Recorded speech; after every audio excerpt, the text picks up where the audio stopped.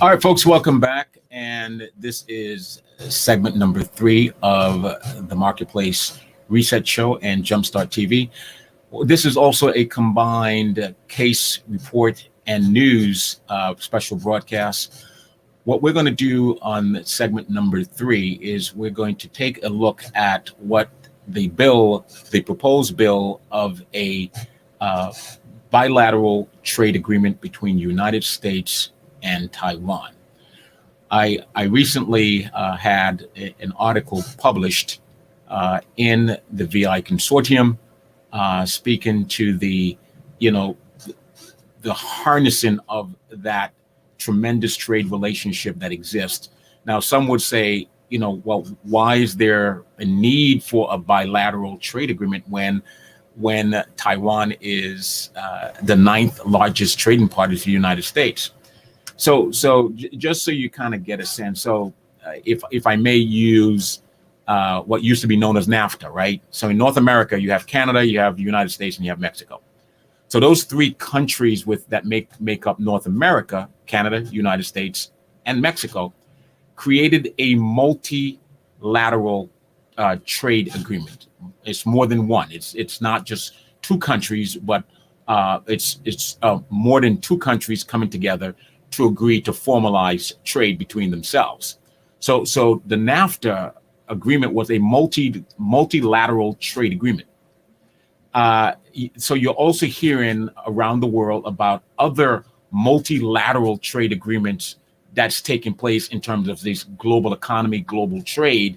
And so recently you heard of Britain, the UK leaving Brexit, or even the euro, and it was dubbed Brexit, which means British exit the euro, the European Union.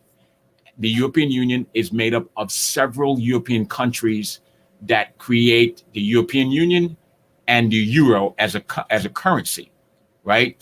And the UK decided that they wanted to break away, and they left. They left the European Union, and that was called Brexit.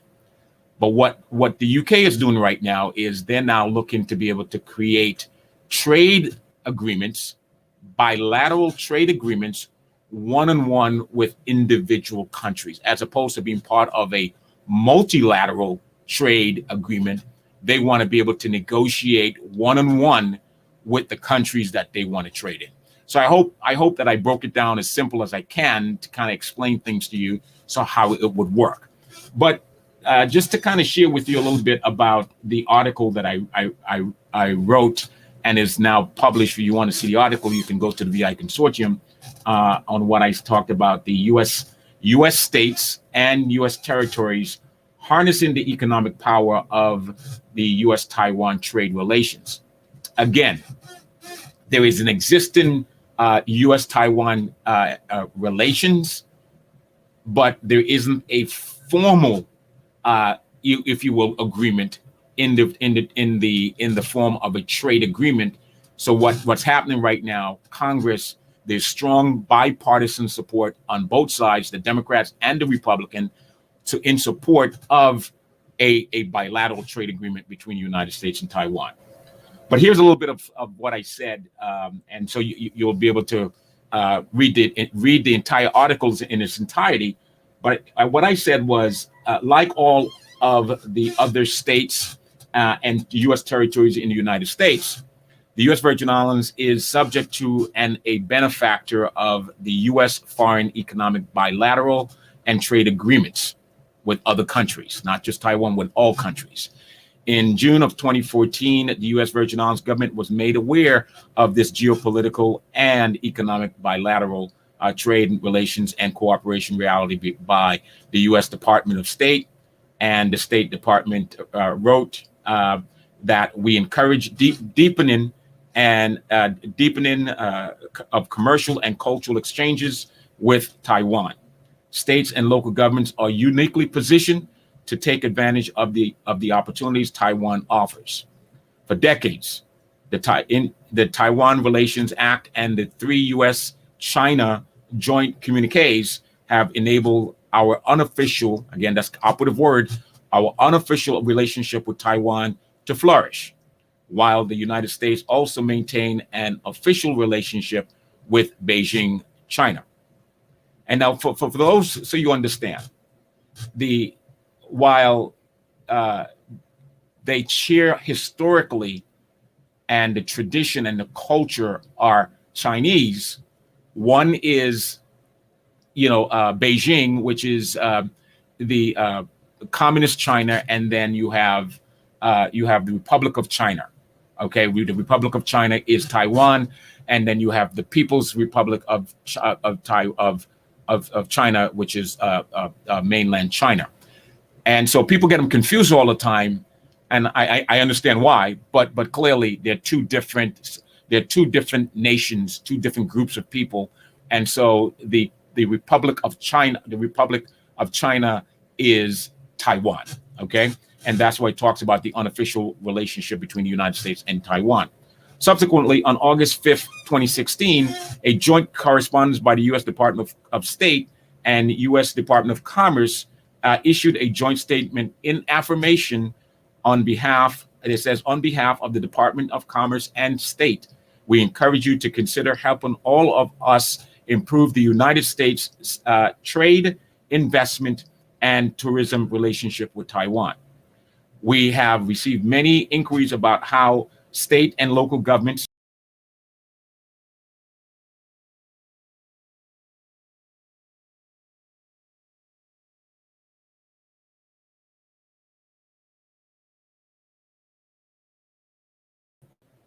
Okay, and then also taking a look at just to give you a sense of Taiwan's their economic output, their economic impact.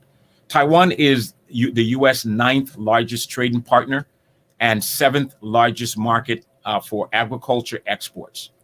US-Taiwan trade facts in 2019, Taiwan's GDP was an estimated $586 billion. And then that is counting for current market exchange rates.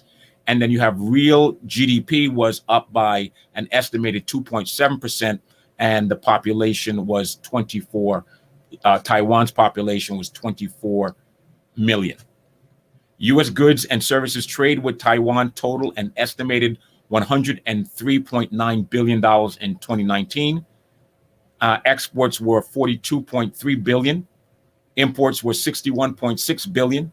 The U.S. goods and services trade deficit with Taiwan was $19.3 billion in 2019.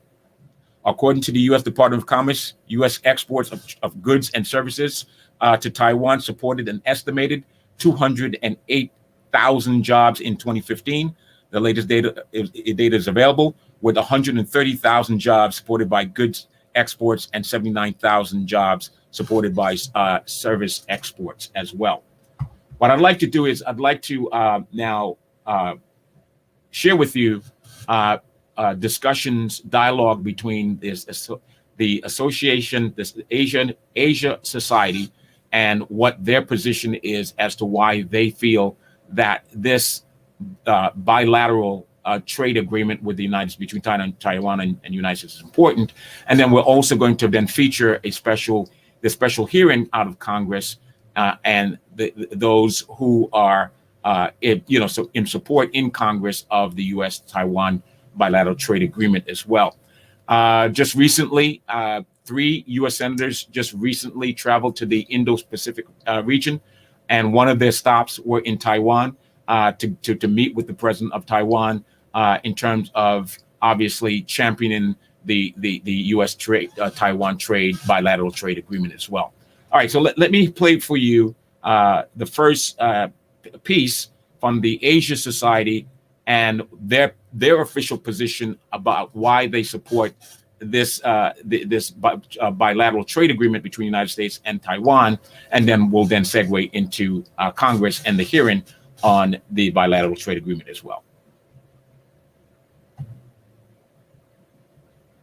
Inching closer to reality, unquote. Driven in part by Taiwan's leader, President Tsai Ing-wen, and also a rare piece of bipartisanship here in the United States. As most of you will know, our viewers tend to be sophisticated about such things. One of the few things that Democrats and Republicans in the United States can agree on these days is a tough stance against China. And one element of that is the possibility of a closer relationship with Taiwan. Just last month, 50 U.S. senators, both sides of the political divide, signed a letter urging the United States Trade Representative Bob Lighthizer to begin formal negotiations for a US-Taiwan bilateral trade agreement. And later this week, US and Taiwanese officials are to meet to work on economic issues and initiatives. So we're going to dive into all of this today with a great group. We can't ignore that Taiwan's most relevant relationship is that with the People's Republic of China. And it is our policy and longstanding U.S. policy for the resolution of disputes between Taiwan and the PRC to be arrived at peacefully with the assent of the people of Taiwan, as Taiwan is a democracy. This resolution process should take place between Taiwan and the PRC only. We should not entangle this dispute with other issues we may have with the PRC. That said, recent military actions by the PRC do not enhance the relationships and actively undermine global opinions of the PRC. The aims of this hearing will examine the current state of US-Taiwan relations and its future. This is a critical time for the relationship between the United States and Taiwan, and it's time where we have to show the closeness of that relationship. The Trump administration and Congress has done much to advance closer ties in recent years, but we need to make sure we're advancing both our interests and those of Taiwan and the Taiwanese people. This is particularly important as we address the COVID-19 pandemic and the consequences of climate change and other issues that we'll have to work together as a global community. So, as we explore, I'll look forward to hearing from the witnesses, but what action should the incoming administration take with regards to Taiwan, and how can we advance and address these challenges like pandemics and climate change together? I'm an optimist. I believe Taiwan's future is bright. Its strength lies in its people, its strong society, and its values. I'm hopeful for a future for Taiwan that continues to be prosperous, peaceful, and secure, that welcomes Taiwan into the global community. And with that, I'll conclude by how I began. Taiwan and the United States remain closer than ever. Let me go ahead and I now yield 5 minutes to my good friend from Florida, our ranking member, Representative Yoho, for any opening comments he may have. Thank you, Chairman Barrett, for holding this hearing today. The last one I will be participating in as a congressman as I do retire. And it's been an honor to work with you this year as ranking member.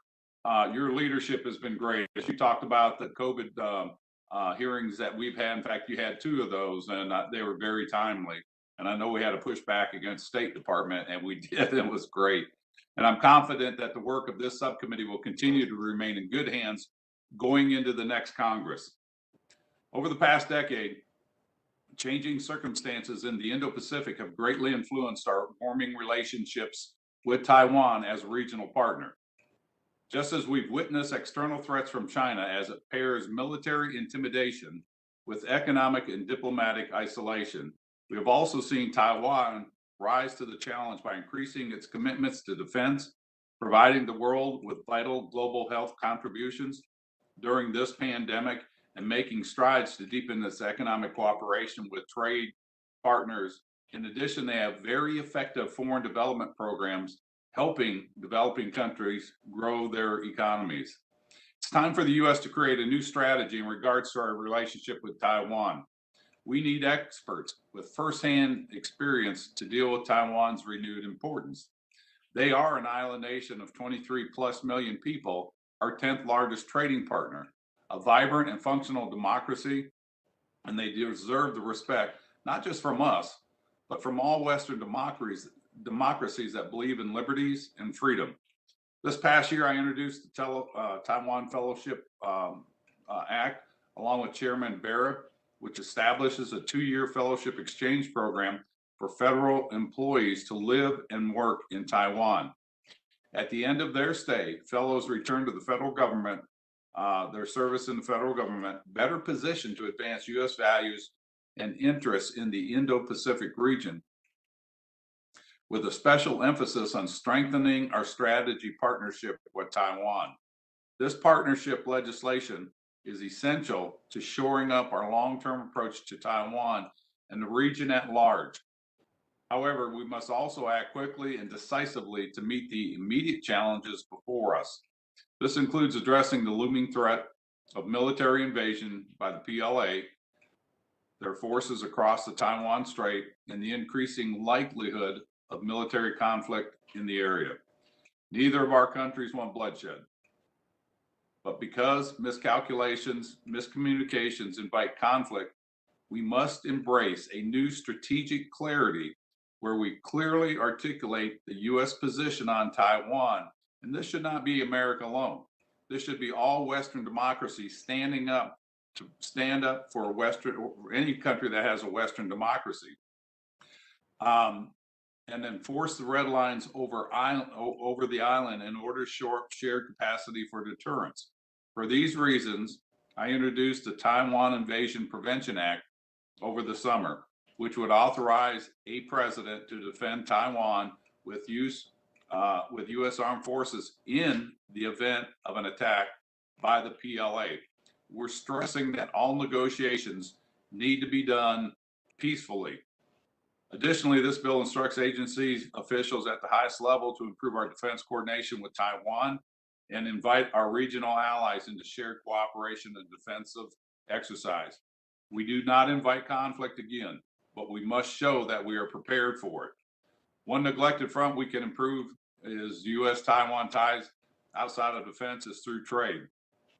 Members of Congress have overwhelmingly supported the negotiation of the FTA with our 10th largest trading partner, Taiwan, for years. Recently, at great political cost to her party, President Tsai Ing-wen lifted restrictions on beef and pork imports, the last major hurdle in trade friction between our two countries, as a sign of good faith in spurring free trade talks. Yet so far, this administration has done very little to pursue an FTA. Instead, USTR is preoccupied with preserving a phase one trade deal with China that Beijing has failed in every measure to live up to. A US-Taiwan FTA between two enthusiastic trade partners would bring incredible benefits to both of our economies. The United States should move to immediately start TIFA talks with Taiwan in order to eventually secure a bilateral trade agreement. Failing to initiate talks with Taiwan damages trade relations, not only with our country, but also with Taiwan's other trade partners who are waiting on the United States to make the first move, initiating their free FTA talks with Taiwan. Neglecting one of our strongest trade partners as they face economic strangulation is not just misguided, it's incredibly dangerous. And I want to end again by thanking Chairman Barra and all the members on the committee that I've had the honor to serve for holding this hearing. Everyone else has worked with me over the years to get to this point. Serving as chairman and ranking member of the subcommittee has been an honor of my lifetime, and I'm incredibly grateful to my colleagues for their working together to produce some truly incredible legislation. And I know this subcommittee will continue to be guided by great leadership and look forward to seeing the work that it will accomplish in the future. And I thank you. Thank you, Ranking Member Yoho. I also just want to take a quick moment before I introduce the witnesses to applaud your staff, Colin Timmerman, Brian Durak, and Allison Turk for the great work that they've done. And then also my subcommittee staff, Nicole Burrows, Ryan Wahara, and Shervin Tehran, for the work they've done. So, we're only as good as the staff that we have. I tell you what, we have been blessed with great staff. We have. Well, great.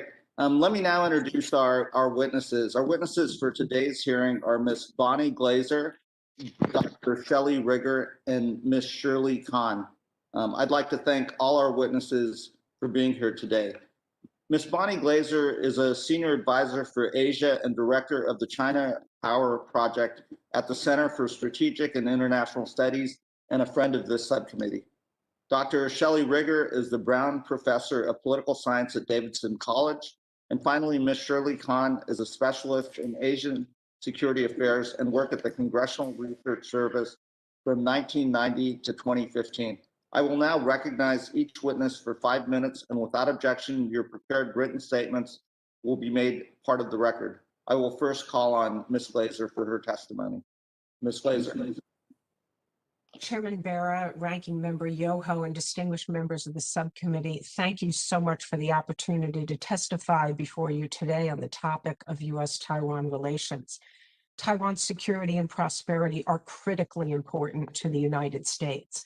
It is in U.S. interest to help create an environment in which Taiwan can continue to protect its freedoms and further consolidate its democracy, so it can set an example to China and the entire world about the resilience of democratic values in the face of Chinese intimidation.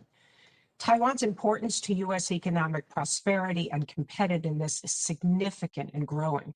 Taiwan's now the 9th largest trading partner of the United States, and strengthening innovation to ensure that our country remains a leader in the strategic technologies of the 21st century will be aided by deepening supply chain and R&D integration with Taiwan. I completely agree with Ranking Member Yoho. A U.S.-Taiwan free trade agreement would promote security and economic growth for the United States, Taiwan, and the Indo-Pacific as a whole. Taiwan's geographic position makes it central to the competition for power and influence in the Indo-Pacific. It sits in the middle of the first island chain. It stretches from Japan to the Philippines. Taiwan is part of a strategically important barrier to Chinese power projection. Chinese occupation of Taiwan would enable the PLA to operate more freely in the Pacific and put Japan's security in jeopardy. The United States must shore up deterrence by making credible the U.S. military's ability to intervene if Taiwan comes under attack. Over the past 4 years, the Trump administration has implemented policies toward Taiwan that have generally strengthened bilateral relations. Arms sales, support for Taiwan's participation in international organizations, democracy promotion, religious freedom programs, high-level visits, and of course, public statements of support for Taiwan's achievements, such as combating the spread of COVID-19. All of these steps have bolstered U.S.-Taiwan ties and increased the confidence of Taiwan's government and public in the United States.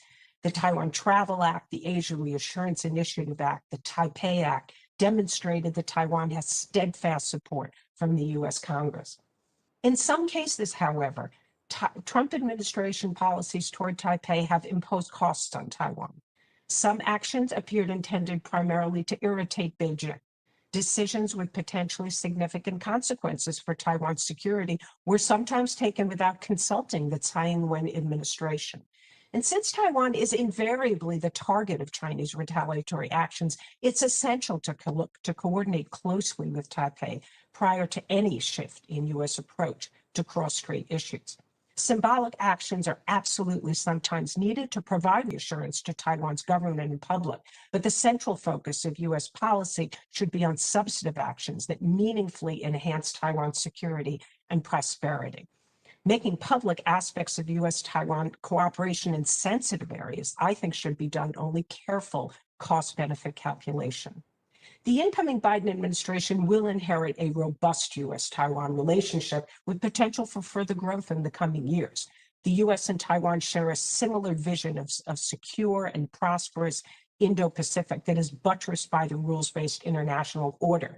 Both are concerned about China's growing use of political, economic, and military coercion, the expansion of its military capabilities, disinformation, political interference, and illicit practices to procure advanced technology. Under President Tsai Ing-wen's leadership, Taiwan can be counted on to be a reliable and effective partner, and the U.S. must consistently treat Taiwan as a valued partner, not a weapon to be used in its competition with China. A guiding principle of U.S. policy toward Taiwan should be do no harm. Rising concern about China's strategic ambitions creates opportunities to build a coalition of like-minded countries to support Taiwan's participation in international organizations. To secure the backing of U.S. allies in this endeavor, Washington must pursue predictable policies that contribute to cross-strait and regional stability.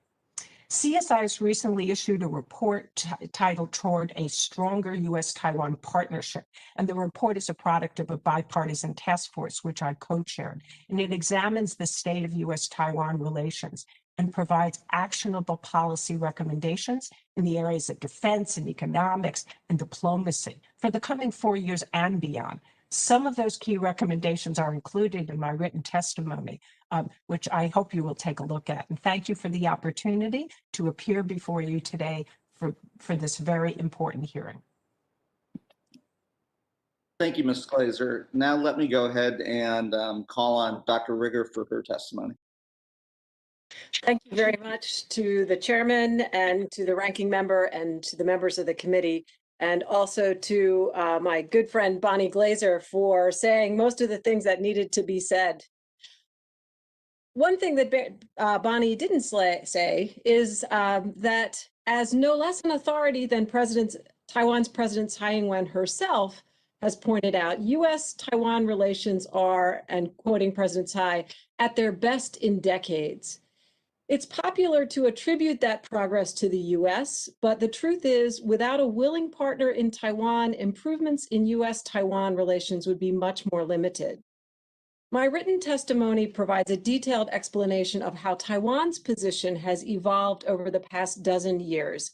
But to summarize, President Tsai's predecessor, President Ma Ying-jeou, valued the US, but he prioritized constructive ties with the People's Republic of China. Ma believed that the best way to ensure Taiwan's security was to minimize friction with the PRC while protecting Taiwan's autonomy and democracy. Ma was able to make significant breakthroughs in relations with the PRC, and his administration also saw positive progress in relations with the US, including creating the Global Cooperation and Training Forum, or GCTF, in 2015, which has become a powerful framework for Taiwan to assist other countries and to expand its unofficial diplomacy. Taiwan's electorate affirmed President Ma's approach to Taiwan's external relations when it re-elected him in 2012, but in 2016, Taiwanese voted for a new strategy, one that placed a lower priority on engagement with the mainland. President Tsai has never sought confrontation with the PRC. Nonetheless, the PRC refuses to work with her. And the result has been a rebalancing of Taiwan's policy to prioritize relations with the US. That opened the door on the Taiwan side for the developments we have seen in the years since. How can we sustain the momentum that has been created under the Tsai administration and the Trump administration, which is largely concurrent with Tsai's presidency? Taiwan shows that the ideas Americans treasure are not ours alone, that Chinese heritage is not a barrier to democracy, and that market economics in a free society can nurture widespread prosperity and progress. I agree with Bonnie that Americans must not treat Taiwan as an instrument of US policy or a weapon to be deployed to frustrate the PRC's rise. Treating Taiwan as an end in itself, not as a tool for others to use, is one of the strengths of the legislation Congress has passed in recent years, and it is also what differentiates our policy toward Taiwan from the PRC's. We also need to remember that the enemy of my enemy is my friend is not how US-Taiwan PRC relations work. Taiwanese do not want to be absorbed into the PRC, but they do not want a hostile relationship with Beijing either, nor do they want to be pulled into conflicts between Washington and Beijing. Taiwan is most prosperous and secure when US-Taiwan relations are stable. When Washington and Beijing manage their disagreements, the space for Taiwan expands, and when they are at loggerheads, Taiwan gets squeezed. My testimony also includes several concrete steps the US can take. Engaging Taiwan in meaningful economic discussions, as has already been mentioned twice, advocating for and normalizing Taiwan's role in international organizations. Exiting the World Health Organization surrendered one of Washington's most fruitful avenues in this regard, but this should not be the end of the road for Taiwan's international participation, especially given its extraordinary performance in taming the COVID epidemic. I think we also need to avoid rhetorical solutions that sound good but might have unintended consequences. We also need to work with Taiwan to create opportunities for Taiwanese and American officials to understand one another's interests. And on this front, I would reiterate the support for the Taiwan Fellowship Act, which is currently pending before this body with your sponsorship. Finally, I think it is extremely important that we ensure that Taiwan remains, as it has always been, a bipartisan priority in the United States. It does not serve Taiwan to become a pet project of either US political party. Finally, the most powerful thing the United States could do right now to support and strengthen Taiwan and other young democracies is to affirm our own commitment to democracy by respecting the will of the American people and upholding the integrity of our own institutions. Again, thank you very much, and I look forward to your questions. Thank you, Dr. Rigger, for your testimony. I will now call on Ms. Khan for her testimony. Chairman Beara, Ranking Member Yoho, all members of Congress, I appreciate the invitation to testify at this hearing, appropriately on Human Rights Day. Congress was brilliant in passing the TRA without the benefit of hindsight. Now, congressional oversight of the TRA is even more critical for 3 reasons. First, US policy must counteract the CPC's growing challenges to peace and freedom. First, the US and Taiwan can ensure that the PLA's strategy of incremental intimidation will fail. Second, Congress could sustain stronger ties given the uncertainty about Biden's policy. The US has strengthened this partnership to safeguard our geostrategic interests. As one indicator, this administration has now notified Congress of arms sales worth $18.3 billion so far. Nonetheless, the dollar amount is not the most important factor. Congress had to deal with whether Presidents Bush and Obama adhered to the TRA. From his first year in office, Obama did not propose arms sales in 2009, 2012, 2013, 2014, and 2016. This administration repaired a broken arms sales process to get regular notifications to Congress. In short, there are no more packages to delay multiple pending arms sales. Also, this administration allows more flag and general officers to visit Taiwan. And Assistant Secretary of State Dave Stilwell was the first US official to reiterate the 6 assurances. Now the question is whether Biden will reverse the progress and return to minimized contacts under Obama. There should not be a major rollback because this administration had to repair the relationship and respond to China. The NSC, DOD, and State Department have been clear and strong, but not reckless and radical. Third, Congress could fill in the gaps in explaining our strategic objective. A relationship is not the objective. I think that we seek a strong and democratic Taiwan so that it deters the PLA, remains a force for freedom in the global balance of power, and has a future with a peaceful resolution without the US military entering into a conflict. Congress has options to tackle divergences or weaknesses to help sustain our strategic interests.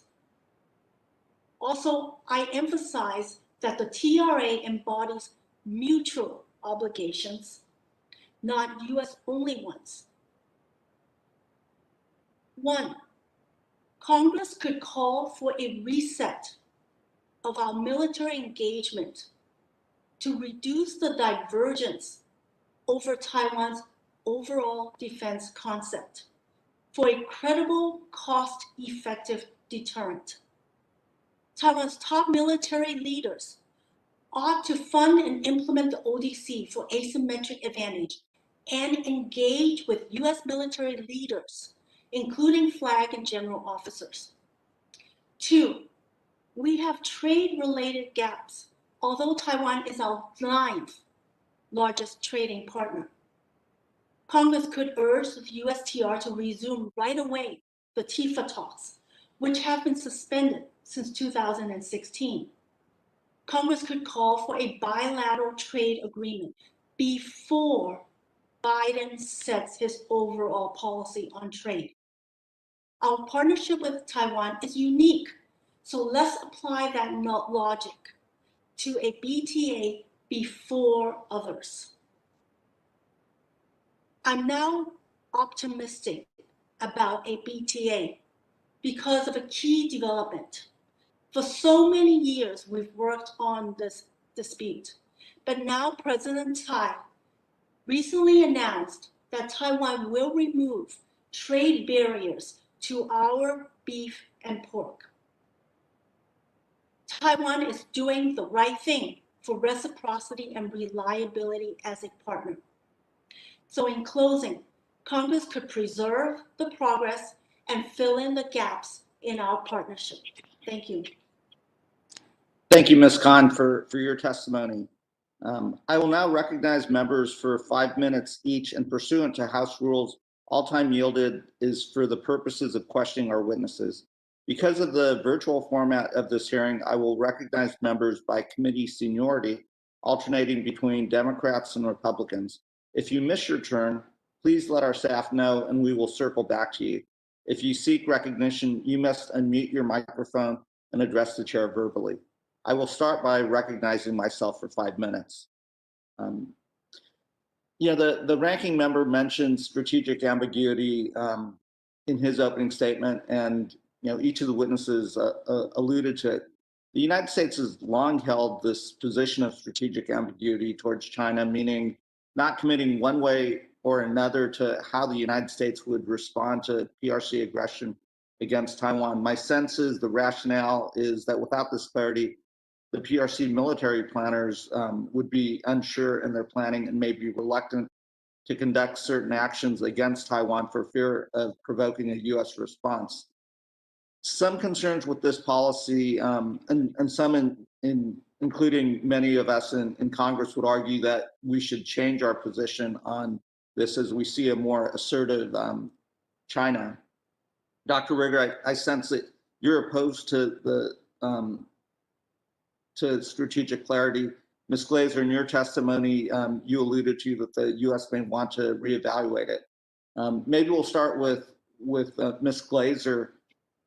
Should we change and clarify our policy?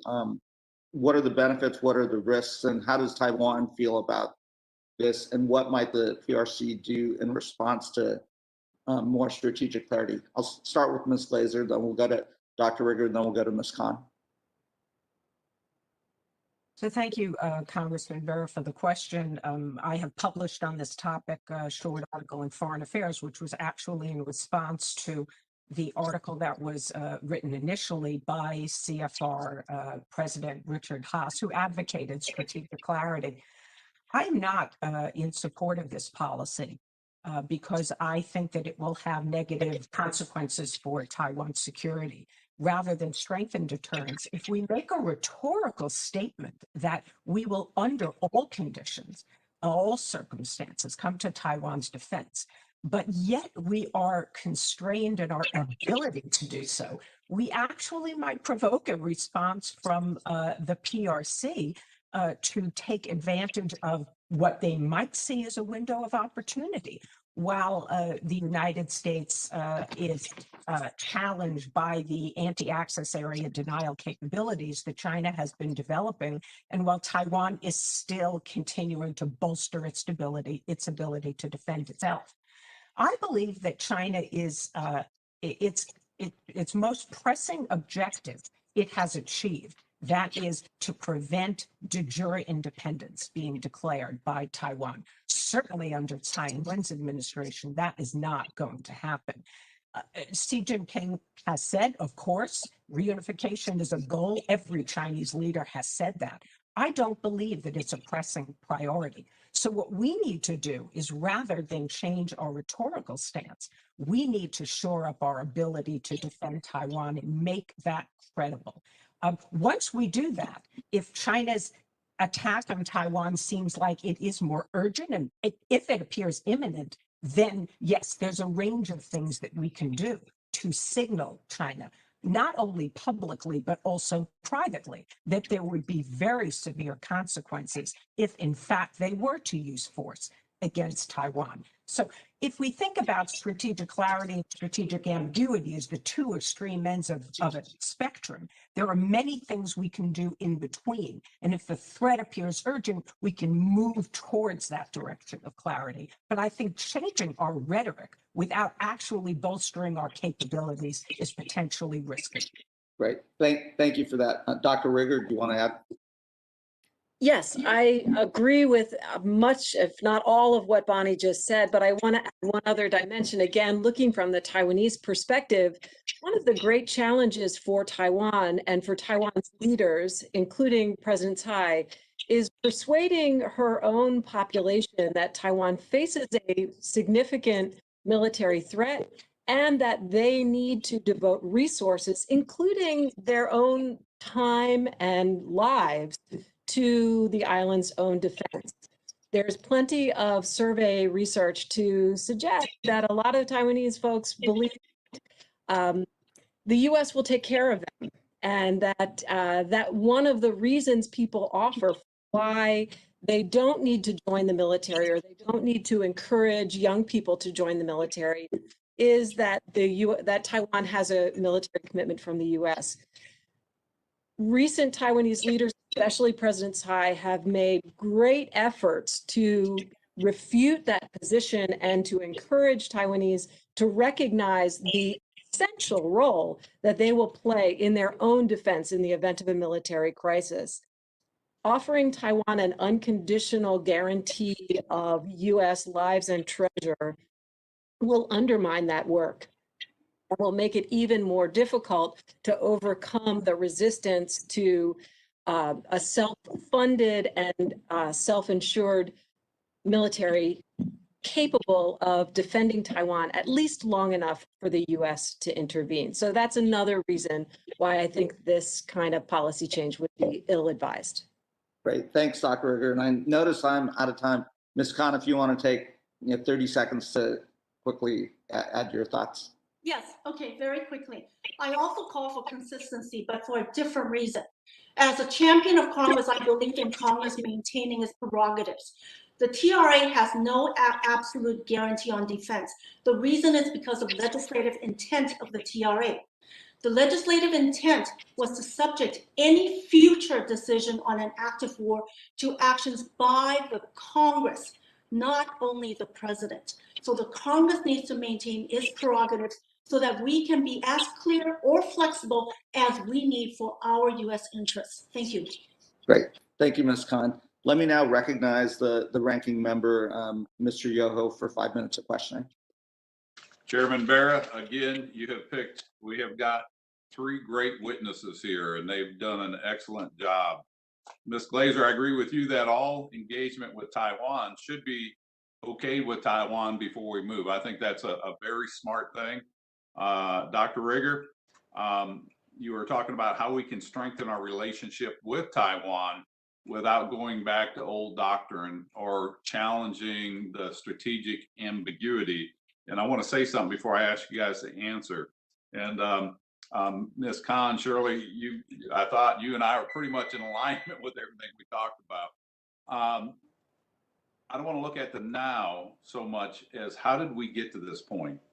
If we go back to 1979, when Jimmy Carter got rid of the diplomatic relationships with Taiwan, that led into the strategic ambiguity that has caused us to do the Taiwan Relations Act, all these other things, the increased tension that we're getting when we sell military equipment to Taiwan from China. And if you go back to Robert Gates's book, The Admiral of China vehemently opposed any more sales to Taiwan. And our representative says, well, why? We've been doing this for years. This is what he said. He goes, we were weak then, we are strong now. All we have to do is kind of look at what Xi Jinping said in the 19th Communist Party Congress, where ultimately his goal was world domination. We've seen him ignore the world norms in the South China Sea, lie saying they were not going to militarize those islands. I don't want to call them islands, that gives credibility to them.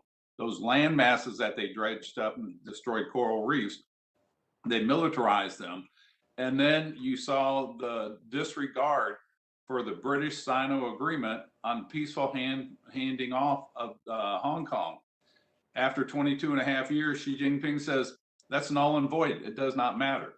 I think the writing is on the wall. And I don't want to do this in a lone approach that the U.S. says, all right, we're going to normalize diplomatic relations. I would like to do that, but I realize that puts us against China and puts Taiwan in the middle. This is what I want to ask you. What do you think if we have this discussion, since we were part of forming the UN as a world body of negotiating to prevent future conflicts, to have a resolution brought up? I think we're all in agreement, Taiwan has never been part of the PRC. In fact, China was run by the government of Taiwan before the communists took over and beat them in the Civil War. They've never been part of the Communist Party, nor do they desire to. I want to hear from you. What do you think if we started a movement to get Western democracies saying, you know what, we stand with Taiwan.